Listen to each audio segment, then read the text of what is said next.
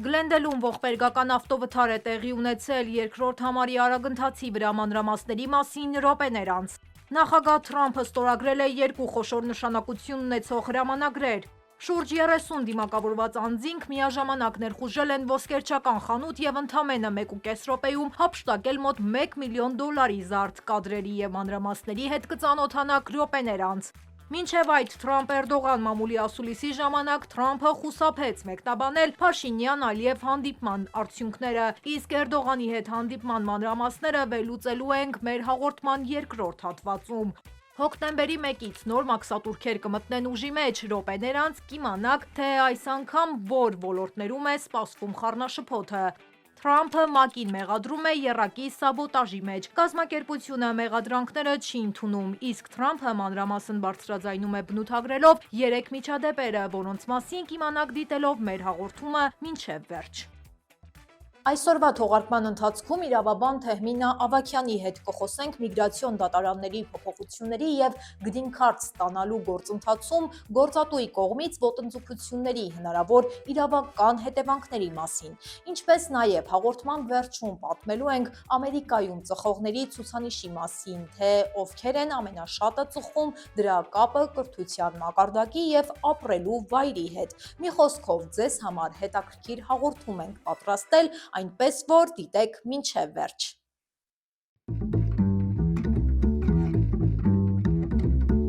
Բարև ձեզ, ես Լենա Կարապետյանն եմ և ինչպես միշտ ձեզ կպատմեմ Միացյալ Նահանգների ամենաքննարկվող իրադարձությունների մասին։ Մենք շնորհակալ ենք ձեր մեկնաբանությունների, լայքերի և բաժանորդագրության համար։ Դրանք իսկապես օգնում են մեր նախագծի զարգացմանը։ Անցնենք այսօրվա թեմաներին։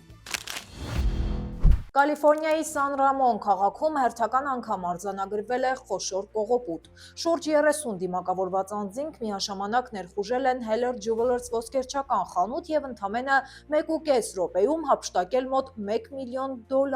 զարդեր։ Նրանք մուրճերով ու բրիչներով կոտրել են ցուցափեղկերը, վերցրել ժամացույցները ու այլ թանկարժեք իրեր, իսկ անվտանգության դուռը փակվելուց հետո կրակոցներով կարողացել են դուրս գալ։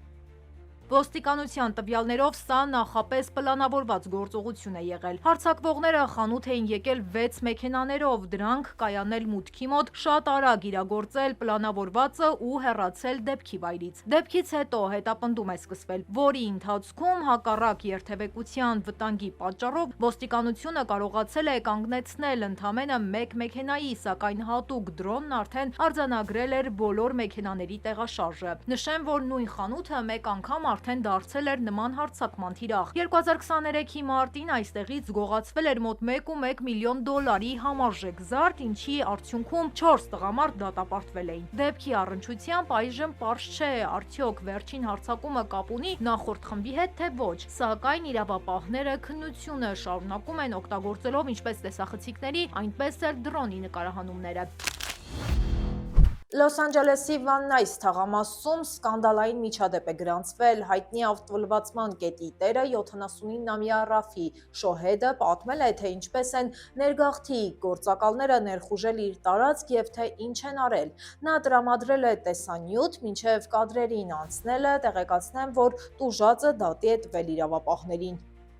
Տեսախցիկների կադրերում երևում է, թե ինչպես է գործակալներից մեկը նրան գետնին տապալում։ Ռաֆիի խոսքերով 3 գործակալ նստել են նրա մեքենայի մեջ, չնայած սրտի հիվանդությանը և վերջերս տեղադրված ստենտներին։ Նա ձեռնաշղթայված տեղափոխվել է Լոս Անջելեսի մետրոպոլիտենային կալանավայր, որտեղ 12 ժամ մնացել է առանց բժշկական օգնության։ Տուժածը, որը ԱՄՆ քաղաքացի է և տարիներ առաջ ներգաղթել է Թեհրանից և այժմ դաշնային կառավարությունից պահանջում է $50 միլիոն բռնության և իր իրավունքների խախտման համար։ Նրա փաստաբանը հերքել է ներքին անվտանգության նախարարության պնդումները, թե գործարարը հարձակվել է գործակալի վրա, ընդգծելով, որ տեսագրություններում հստակ երևում է հակառակը։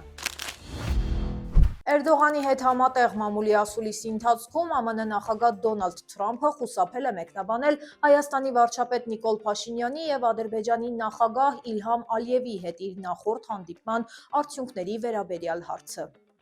Լրագրողի հարցին նա պատասխանել է, որտեղ, ում հետ, ապահովել էլ ես ոչինչ չեմ կարող ասել այդ մասին։ Թրամփի կարճ ու անորոշ պատասխանը չի պարզաբանել, թե ինչ թեմաներ են քննարկվել այդ հանդիպման ընթացքում եւ արդյոք այն կապված է եղել Ղարաբաղյան գործընթացի հետ։ Իսկ Էրդողանի հետ Թրամփի հանդիպման մասին կպատմենք մի փոքր ավելի ուշ։ Անդրադառնանք Միացյալ Նահանգների արտաքին քաղաքականությանը։ Դոնալդ Թրամփը հայտարարել է, որ հոկտեմբերի 1-ից ներմուծվող մի շարք ապրանքների վրա կգործի նոր մաքսատուրքեր։ Համաձայն ծրագրի բրենդային դեղորայքի վրա սահմանվելու է 100% մաքսատուրք, ծանր բեռնատարների վրա 25%, խոհանոցի պահարանների եւ լոգասենյակի կահույքի վրա 50%, իսկ փափուկ կահույքի վրա 30%։ Թրամփի խոսքով այս քայլը պայմանավորված է նրանով, որ ամերիկյան շուկան հեղեղված է ներմուծված ապրանքներով։ Սա համարվում է նրա երկրորդ ժամկետի տնտեսական քաղաքականության շարունակությունը։ Նախորդ ամիսներից արդեն ուժի մեջ են 10-ից 50% մաքսատուրքերը տարբեր երկրների ապրանքների նկատմամբ։ Փորձագետների գնահատմամբ նոր սահմանափակումները ոչ միայն տնտեսական, այլ նաև իրավական նշանակություն ունեն Գերագույն դատարանում քննվող գործի ֆոնին, որը վերաբերում է գլոբալ մաքսատուրքերի օրինականությանը։ Բացի այդ, Սպիտակ տունը սկսել է նոր քննություններ պաշտպանիչ միջոցների, բժշկական սարքերի, ռոբոտատեխնիկայի եւ արդյունաբերական սարքավորումների ներմուծման վերաբերյալ։ Պաշտպանության նախարար Փիթ Հեգսեթը անսպասելի հրաման է տվել հարյուրավոր գեներալների եւ ադմիրալների հրատապ կանչել Վիրջինիայի Քվանտիկոյի ծովային հետևակի բազա։ Այս մասին հայտնում է The Washington Post-ը հողում անելով մի քանի աղբյուրների։ Ըստ տեղեկությունների, չափազանց անսովոր այս հրահանգը ուղարկվել է գրեթե բոլոր բարձրագույն զինվորականներին, անկախ նրանց գտնվելու վայրից։ Մարդիկ լրջորեն անհանգստացած են, նրանք գաղափար չունեն, թե ինչ է նշանակում սա, ասել է աղբյուրներից մեկը։ Միաժամանակ որոշ ռազմական շրջանակներ կասկածել են նման հապճեպ հանդիպման նպատակահարմարությանը։ Նրանց խոսքով, եթե նման հավաքի ընթացքում որևէ արտակարգ իրավիճակ առաջանա, հրամանատարությունը պարզապես կկրճատվի, իսկ օրինակ Խաղաղօվկիանոսյան տարածաշրջանը կարող է մնալ առանց գեներալների եւ ֆլագմենների։ Նախագահ Դոնալդ Թրամփը ստորագրել է երկու խոշոր նշանակություն ունեցող հրամանագիր։ Առաջինը վերաբերում է TikTok-ի գործարքին, որի արժեքը գնահատվել է 14 միլիարդ դոլար եւ հավելվածը պաշտոնապես անցնում է ամերիկյան ներդրողների վերահսկողության տակ։ Այս մասին հայտնել է փոխնախագահ Ջեյ Դի Վենսը։ Երկրորդ հրամանագիրը սահմանում է, որ Վաշինգտոնում դաշնային դատախազները պարտավոր են յուրաքանչյուր համապատասխան գործի դեպքում պահանջել մահապատիժ։ Սա առաջին անգամն է, որ երկրի մայրաքաղաքում նման խիստ պահանջ դրվում է դատախազների վրա։ ԱՄՆ գլխավոր դատախազը հայտարարել է, որ այս քայլը միայն Վաշինգտոնով չի սահմանափակվելու, իր նպատակը մահապատժի վերադարձն է ամբողջ երկրում։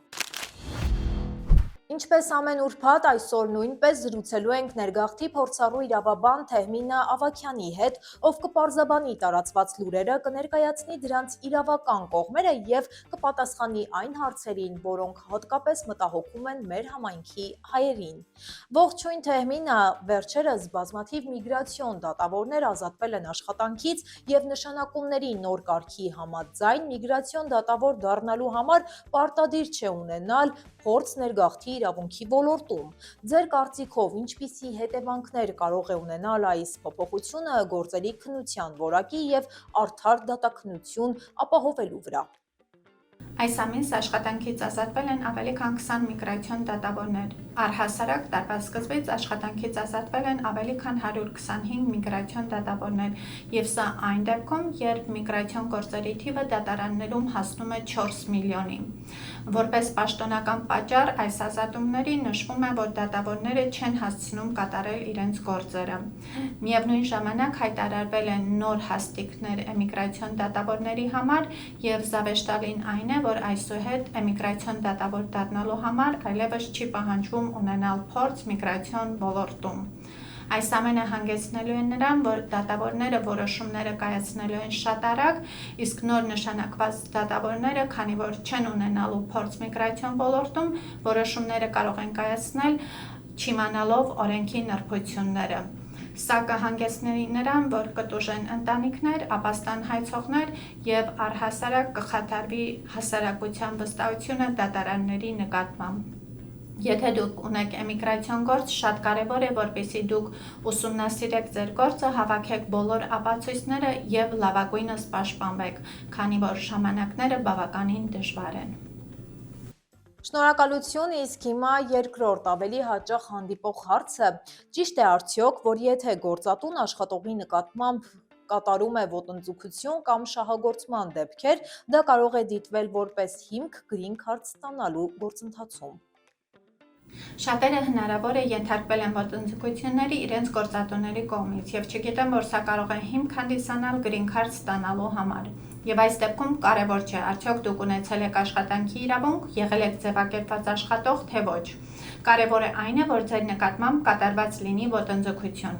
Օրինակ, դուք պայմանավորվել եք աշխատել 8 ժամ, սակայն աշխատել եք 10 ժամ։ Պայմանավորվել եք կատարել որոշակի աշխատանք, սակայն ընթացքում ձեր աշխատանքի ծավալը մեծացել է եւ դուք ստիպված եք եղել դա անել, քանի որ աշխատել եք վախի մթնոլորտում։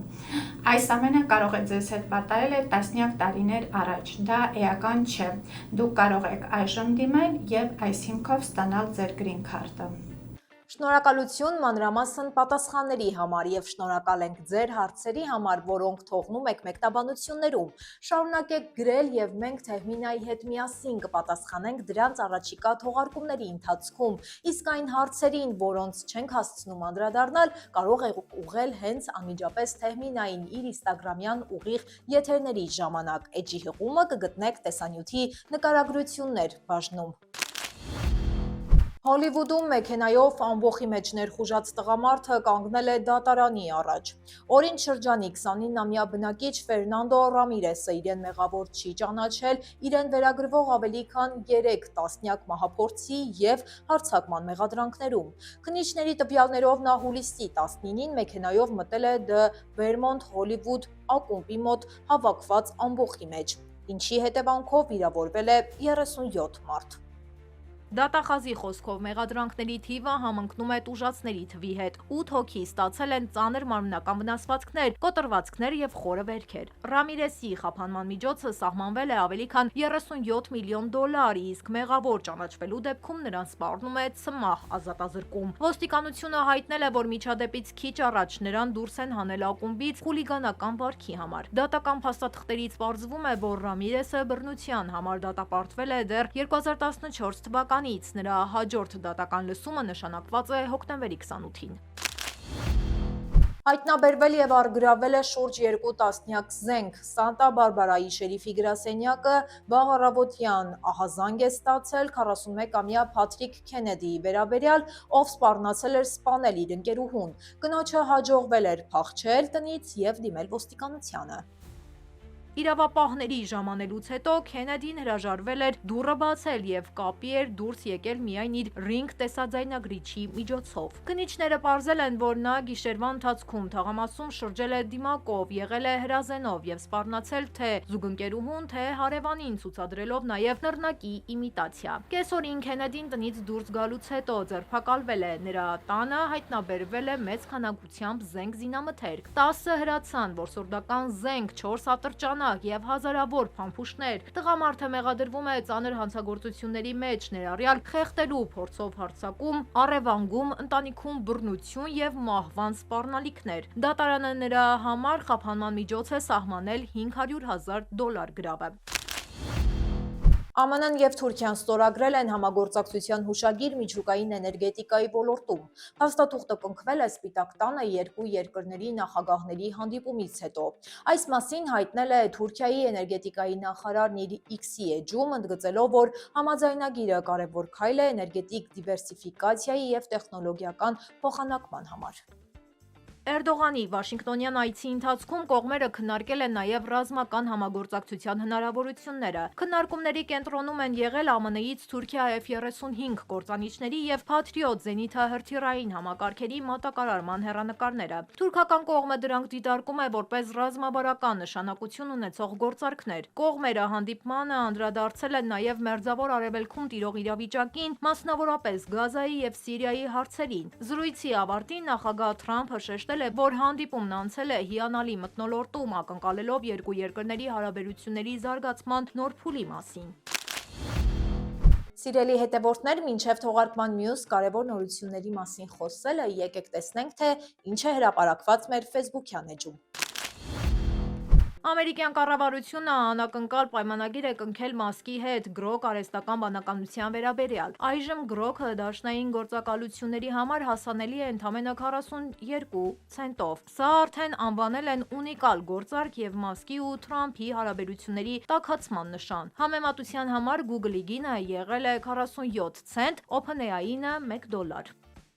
FIFA-ն ներկայացրել է 2026 թվականի ֆուտբոլի աշխարհի առաջնության թալիսմանները։ ԱՄՆ-ին ներկայացնում է սպիտակագլուխ անգղ կլատչը, Կանադային Elk Mape-ը, իսկ Մեքսիկային Jaguar Zayune։ FIFA-ի նախագահի խոսքով այս կերպարները խորհրդանշում են ուրախություն, էներգիա եւ միասնություն նույն ոգով, ինչ աշխարհի առաջնությունը։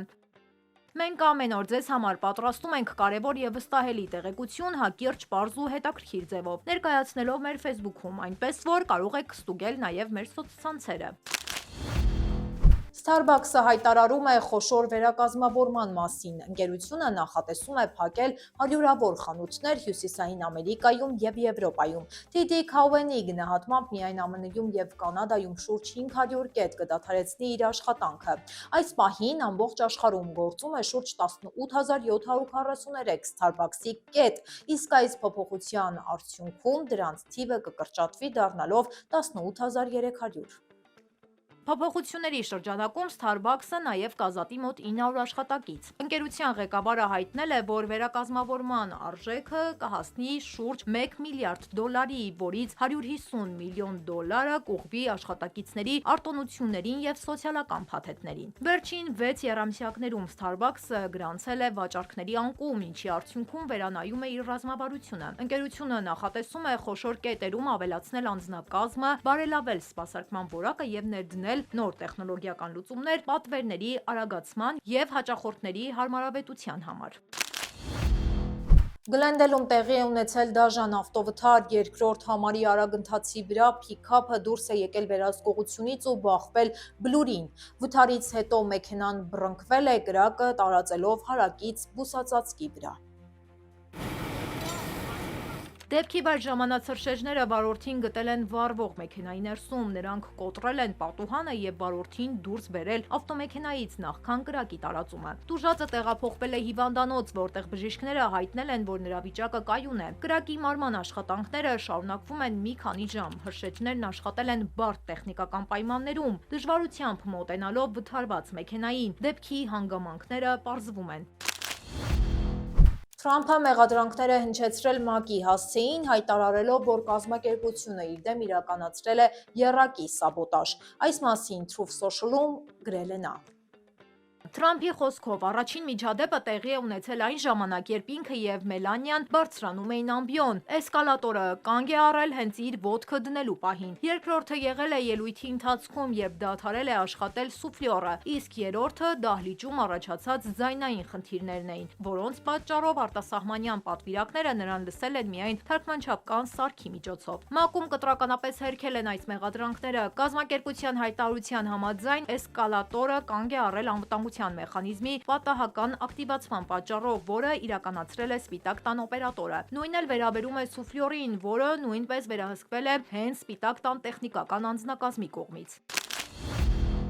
Իլինոյսի Բրոդվյու թաղամասում գտնվող աղյուսե շենքը վերջին շաբաթներին դարձել է միգրացիոն քաղաքականության ամենաքննարկվող օջախներից մեկը։ Բանն այն է, որ Թրամփի վարչակազմը 3 շաբաթվա ընթացքում այստեղից հայտարարել է հարյուրավոր ձերբակալությունների մասին, մինչդեռ ներգաղթյալ ընտանիքներն ու իրավապաշտպանները պնդում են, որ դա փաստացի անօրինական կալանավայր է անմարդկային պայմաններով։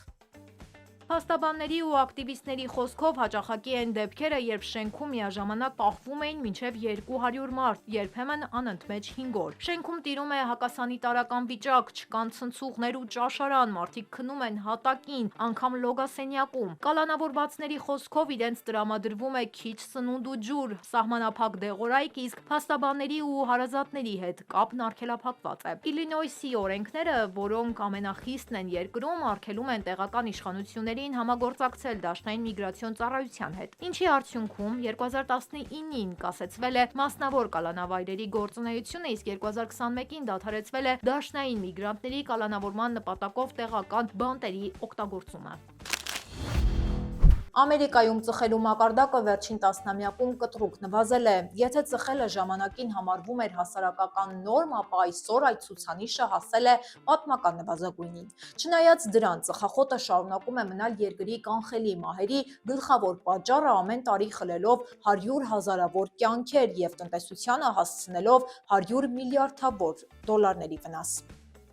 Եթե 1965 թվականին չափահասների մոտ 42.4%-ը պարբերաբար ծխում էր, ապա 2023-ին այդ թիվը նվազել է մինչև 11.5%։ Հիվանդությունների վերահսկման և կանխարգելման կենտրոնի տվյալներով ԱՄՆ-ում ծխում է մոտ 38 միլիոն մարդ, իսկ ծխախոտի հետևանքով տարեկան ավելի քան 480 հազար մահ է գրանցվում։ 18-ից 24 տարեկանների մոտ ծխելու մակարդակը կազմում է 7%, 25-ից 44 տարեկանների մոտ 15%, 45-ից 64 տարեկանների մոտ 13%, իսկ 65 և բարձր տարիք ունեցողների շրջանում 7%։ Սեռային տարբերությունը նույնպես ակնհայտ է, ծխում է տղամարդկանց 13.1%-ը, իսկ կանանց մոտ 11%-ը։ Ամերիկյան բնակչության մեջ ծխողներն ավելի շատ են ցածր եկամուտ ունեցող շերտերում։ Օրինակ, տարեկան 35 հազար դոլարից ցածր եկամուտ ունեցող չափահասների մոտ 20%-ը ծխում է, մինչդեռ 100 հազար դոլարից բարձր եկամուտ ունեցողների մոտ այդ ցուցանիշը ընդամենը 7% է կազմում։ Կրթության մակարդակը նույնպես մեծ ազդեցություն ունի։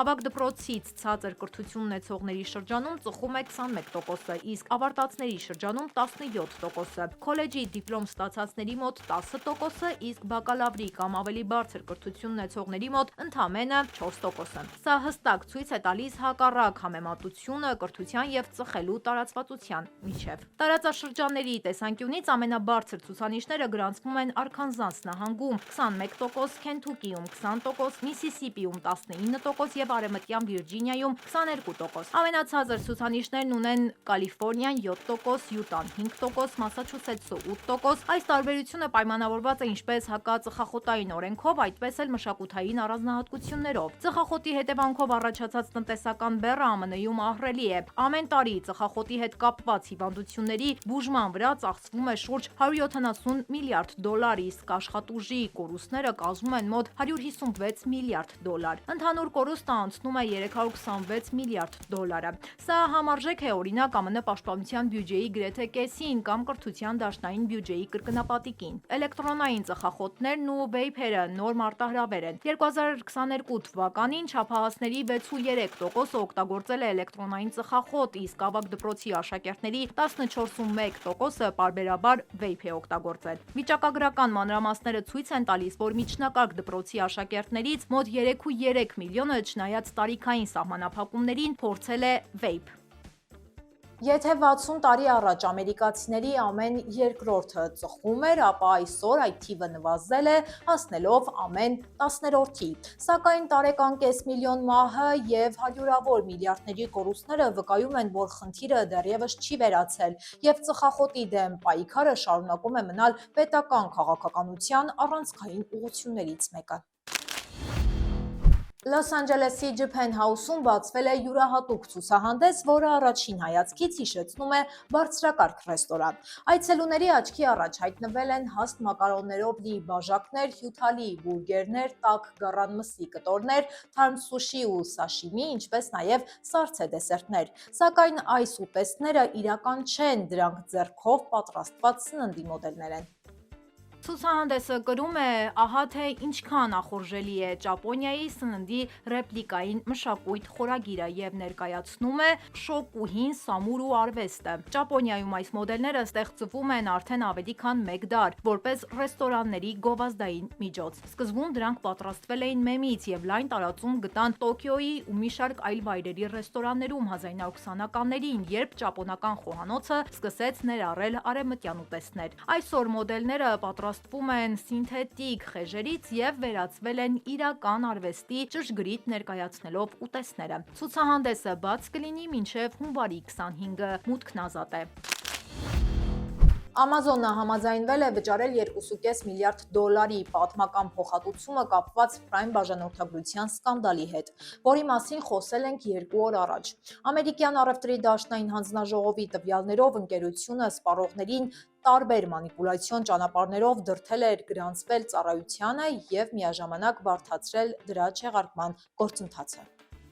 Գործարքի շրջանակում Amazon-ը կվճարի 1 միլիարդ դոլար տուգանք, իսկ եւս 1.5 միլիարդ դոլար կվերադարձնի մոտ 35 միլիոն հաճախորդի։ Յուրաքանչյուր օգտատեր կարող է ստանալ մինչև 51 դոլար փոխհատուցում։ Թեև ընկերությունը չի ընդունել մեղադրանքները, այն պարտավորվել է դադարեցնել նման մեխանիզմների կիրառումը եւ ապահովել բաժանորդագրությունների պարզ ու հասանելի չեղարկումը։ Առևտրի դաշնային հանձնաժողովի նախագահը որոշումը անվանել է պատմական հարթակ միլիոնավոր ամերիկացիների համար, շեշտելով, որ Amazon-ը տարիներ շարունակ օգտագործել է մանիպուլատիվ սխեմաները։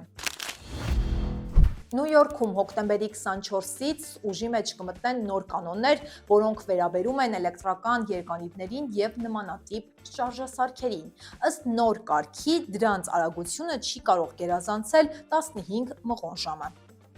Քաղաքապետը ընդգծել է, որ այս քայլի հիմնական նպատակը քաղաքի բնակիչների անվտանգությունն է, ինչպես նաև երթևեկության ընդհանուր հոսքին չխանգարելը։ Սակայն փորձագետները որոշ վերապահումներով են ընդունում փոփոխությունը։ Նրանց խոսքով դեռ պարզ չէ, թե իշխանությունները ինչպես են վերահսկելու սահմանափակման պահպանումը եւ ինչ ձևով են պատժելու խախտողներին։